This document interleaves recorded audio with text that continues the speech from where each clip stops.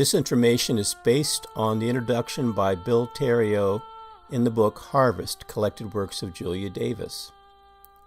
Julia Davis was born in Clarksburg, West Virginia, July 23, 1900, daughter to the famed lawyer and sometime candidate for president, John W. Davis. Julia Davis' childhood was divided between summers at Media Farm in Jefferson County, amid a group of unrepentant individualists, and a family that quite properly called itself a clan, and being taught at home by a stern grandmother in Clarksburg. Julia wrote, "Certainly I was not unhappy with the Davises, where I received so much love and learned to love deeply in return. And certainly I do not quarrel with having been taught to use my mind. I was solitary in that silent house." This was the grandmother who knew Greek and Latin, who debated politics and philosophy with her lawyer husband, and who fought off the pleas of her doctor and the preliminary pains of childbirth, until she had finished reading a chapter from Gibbon's Decline and Fall of the Roman Empire.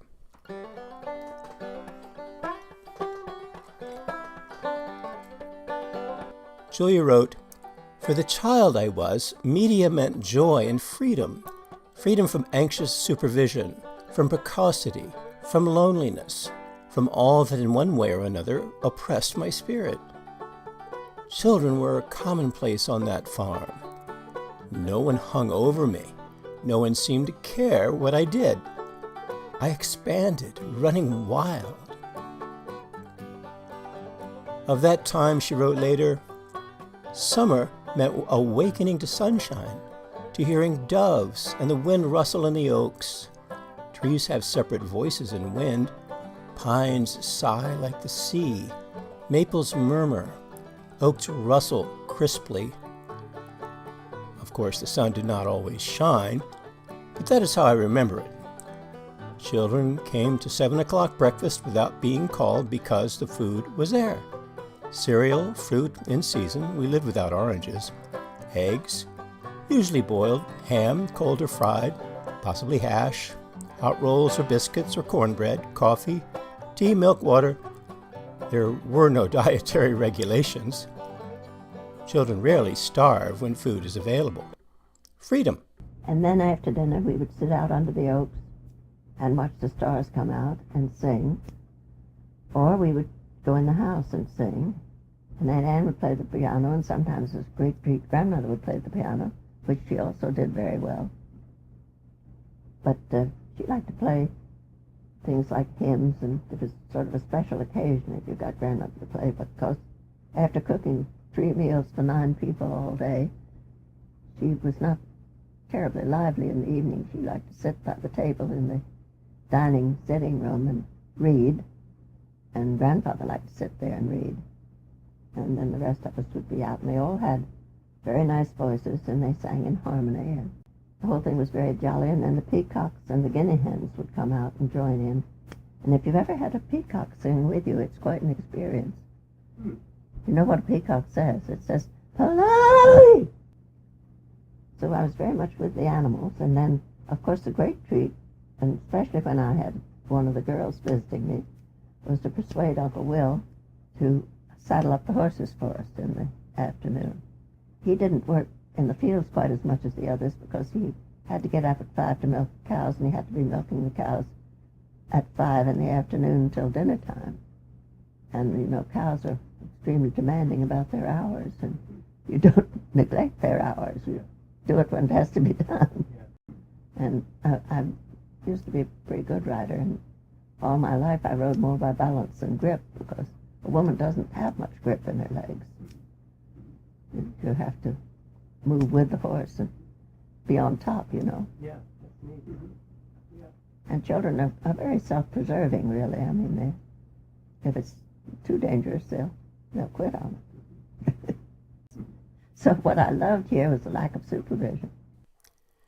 In her long life, Julia Davis wrote 21 books, 4 plays, and innumerable essays and poems, books that include The Sun Climbs Slow, which Bill Terrio calls a quietly powerful novel that is probably her greatest work, and the Shenandoah, which is still in print.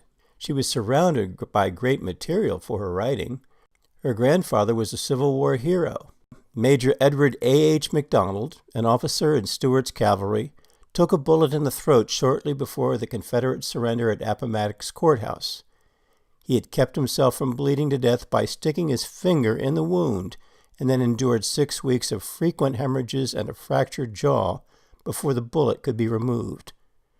This was a man who ran his farm with the discipline and precision he had shown in the service, except for his treatment of granddaughter Julia. He was incapable of punishing her. She still remembers visits from people such as the retired and aging Colonel John Singleton Mosby, who came to the house, and she remembers preparing mint juleps. Grandfather, I learned to make a mint julep when I was about 6. With my Aunt Mary would go and make them. Some of his Confederate colleagues would come by to visit him, like Mosby, and they would sit on the front porch and reminisce, and we would serve them a couple of mint juleps each. Do you remember those visits? Oh, yes. But I just remember two old men talking and laughing together. I don't remember what they said. I wasn't in on the conversation.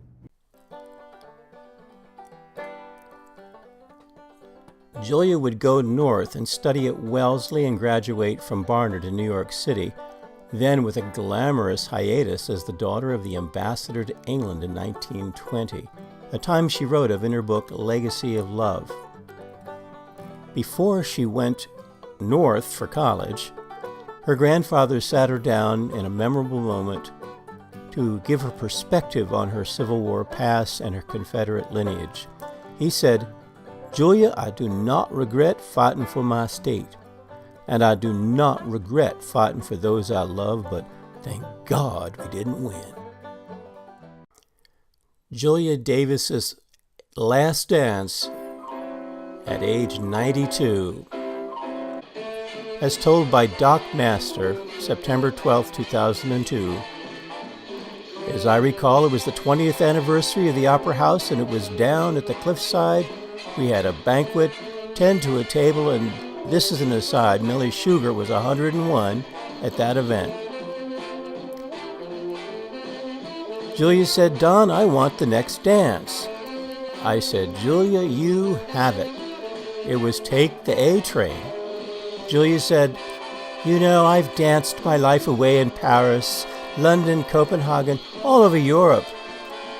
"Yes, Julia, I've heard all those remarks in the last 30 years, and I've enjoyed them all." We got out on the floor. Gosh, I whirled her around a couple of times, and she looked just simply beautiful, the most beautiful I had ever seen her in 30 years. The lights glanced off her eyes, and she just looked great, just great. Then she said, "I think I have to sit down." I said, "Fine." We were walking back to her chair, and Julia on my arm, she said to me, "Thank you, Don." A second later, I thought she tripped over the rug on my left, but she kept going down. She died right there in my arms.